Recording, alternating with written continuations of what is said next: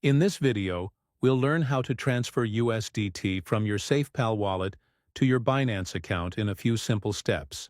First, copy your Binance deposit address. Log in to your Binance app or website. Go to Wallet greater than Fiat and Spot.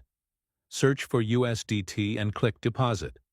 Select the correct network, such as ERC20, TRC20, or BEP20. Copy the deposit address shown. Second, open SafePal wallet. Open your SafePal app and check your USDT balance.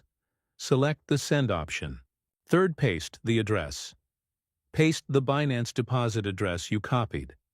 Ensure the network selected matches the one you chose on Binance.